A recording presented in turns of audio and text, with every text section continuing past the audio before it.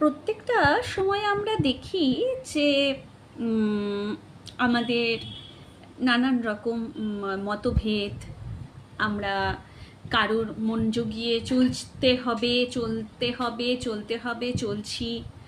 আবার কখনো কখনো যদি নিজেদের কোনো কথা উপস্থাপন করতে যাই, তখন দেখা যায় যে সেখানে অনেক রকম বাদ বিতণ্ডা শুরু হয়ে যায়। সেই বাকবিতণ্ডা শুরু হলে তো সেখানে নিজেকে একটু গুটিয়ে নিতেই হয়। আর এখন যা অবস্থা, এখন ছোটরাও বড়দের সম্মান করে না, বড়রা তো ছোটদেরকে মানতেই পারে না। তা কারণ দেখবে যে যখন ধরো তোমারই ঘরের খুব মানে একটা ছেলে মেয়েকে তুমি যখন মানুষ করছো, সে যখন একদম ফ্রেশ হয়ে যখন কোনো একটা প্রফেশনে গেছে, সেখানে দেখবে যে যখন সিনিয়ররা থাকে তারা না তাদেরকে মানতেই পারে না। আমি এটা দেখেছি, প্রত্যক্ষ করেছি বলেই আমি বলছি।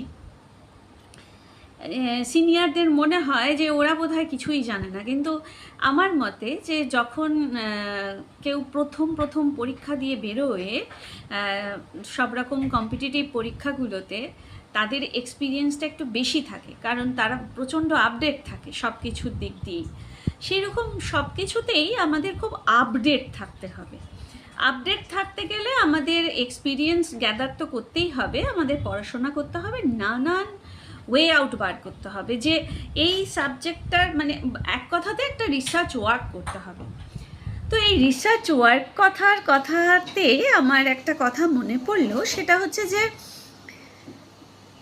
আমি যে মরিঙ্গো বায়োসিন্স নিয়ে এত কিছু বলি, তো তোমরা কতটা ভাবো, কতটা শোনো, কতটা বিশ্বাস করো? আর এই বিশ্বাসেই তো আমাদের নিঃশ্বাসও চলছে, পৃথিবীও চলছে।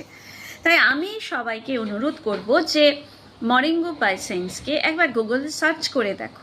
একবার যদি গুগল বাবাকে জিজ্ঞেস করে দেখো যে মরিঙ্গো বায়োসিন্সের যে ওরাগ ভ্যালু, হ্যাঁ, যে অক্সিজেন র্যাডিক্যাল অ্যাবসর্বেন্স ক্যাপাসিটি, এইটা যে 50,156, এটা কি আর কোনো জায়গায় রয়েছে?